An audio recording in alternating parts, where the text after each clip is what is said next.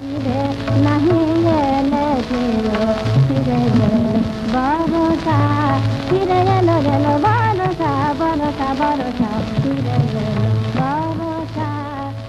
বছর বয়সে তখন গলাটা হেঁড়ে বিচ্ছিরি ছিল। তারপর আমার মনে হয় উইথ প্রপার ট্রেনিং বা গাইডেন্স, ভয়েস মডুলেটেড, গলাটা ভালো হলো। এনিওয়ে আমি এখনো বুঝতে পারি না যে কি করে আমার এতটা নাম হলো। 8 বছর বয়সে গানের তালিম শুরু, নেহাতি পড়াশোনার পাশাপাশি অন্য কিছু একটা শেখার তাগিদে। এরপর বেতার, তারপর 38-39 সালে দীপালির প্রথম রেকর্ড। কাজী নজরুলের সঙ্গে আমার সাক্ষাৎকার হলো। উনি আমাকে দেখে বললেন, তুমি বাংলা বলতে পারো? আমি পারি।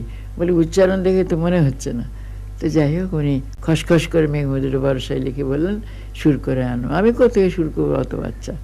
তো তখন আমি যে সমস্ত গান শিখতাম, যেমন জয় জয়ন্তীতে মোরে মন্দিরা পেলো, তারপরে নট বিহাগে ঝুমঝুম ঝনঝন পায়েল বাজে, যেগুলো জানতাম তারপর বাংলা কথাগুলো বসিয়ে দিলাম।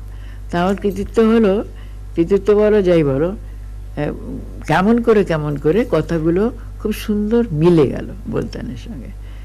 That create history. দীপালির স্বামী পদ্মবিভূষণ নিউক্লিয়ার বিজ্ঞানী বাসন্তী দুলাল নাগ চৌধুরী। তার সাথে দীপালির সংসার পাতার গল্পটা কিন্তু দারুণ মজার। ডক্টর নাগ চৌধুরী তখন আমেরিকা থেকে এসেছেন। তখন উনি প্রাইজ বয় যাকে বলে, স্যাক্রেটারির উপরে কাজ করেছেন, ডক্টর মেঘনাথ সাহার ছাত্র। তো উনি এসেছিলেন, সবাই আগ্রহী যে ডক্টর নাগের সঙ্গে মেয়ের বিয়ে হোক। যেমন জ্ঞান ঘোষ তখনকার দিনে ছিলেন, ডক্টর সাহা নিয়েছিলেন, মেঘনাথ সাহা, সবাই মিলে। তো উনি আগ্রা বেড়াতে এসেছিলেন। আমাদের কি একটা সম্পর্ক আছে, খুব দূর সম্পর্ক।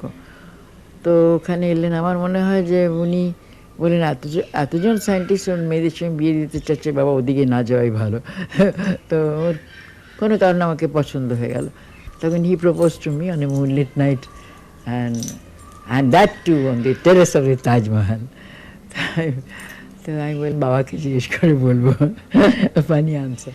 এনিওয়ে বিয়ে ঠিক হয়ে গেল। আগে দিনে 3-4 ঘন্টা রেওয়াজ করতেন। 20-25 বছর ধরে আগ্রা ঘরানার মার্গসঙ্গীত চর্চার পর এখন আর রেওয়াজের প্রয়োজন হয় না। এখন তিনি অসম্ভব ব্যস্ত তার ছাত্রীদের নিয়ে। কৌশিকী চক্রবর্তী, খবর এখন।